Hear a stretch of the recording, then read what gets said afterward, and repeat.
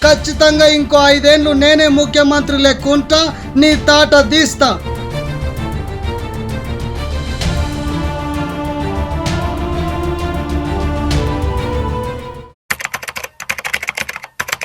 ఏమే పొంకనాల పోషెట్టి, చూసినవా నా సభ హిట్ అయింది, నీ సభ ఫట్ అయింది. ధోని బతుకు జడ, జనాలకు తెలియదా ఎవరిది హిట్టో ఎవరిది ఫట్టో అని?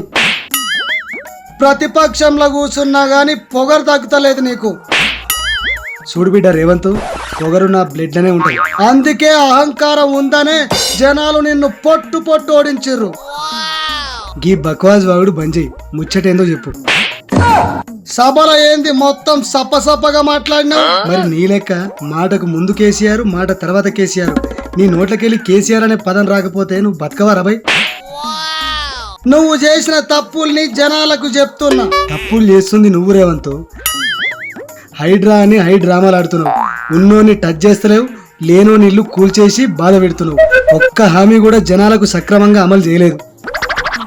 నేను అన్ని హామీలు అమలు చేసిన, నువ్వు చేసిన అప్పుల వల్లనే అవి తీర్చనికే లేట్ అవుతున్నది.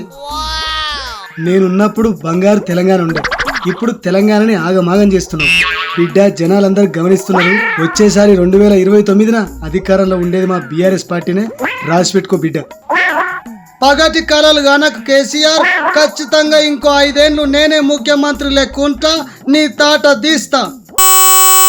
ముఖ్యమంత్రి లెక్క మాట్లాడరా భయ్. ఏంది మోతేవారి మాటలు నాకు అర్థం కాదు. ఎక్కువ తక్కువ మాట్లాడినావంటే లాగులలో తొండలు ఇడుస్తా, ముడ్డి మీద వాతలు పెడతా, తొక్కి కడుపులకెళ్ళి పేగులు తీస్తా. టచ్ చేస్తావా? దమ్ముందా? నీ హైట్కి నువ్వు మాట్లాడే మాటలకి ఏమైనా సంబంధం ఉన్నదా? నువ్వు నన్ను ఏం చేయలేవు. లక్కీల సీఎం అయిన రేవంత్, బడాయి మాటలు వద్దు, జర దగ్గు. నైట్ అయితే 90 దాగే నువ్వేందా నాకు చెప్పేది? నేను తాగుతుంటే నువ్వు చూసినావా? నా పెగ్గు కలిపేది నువ్వేనా? ఎందుకే అర్థం పర్థం లేని మాటలు? మహా అయితే ఇంకో 1.5 సంవత్సరం ఉంటావు అధికారంలో. చల్ నడువు ఇడికెళ్ళి.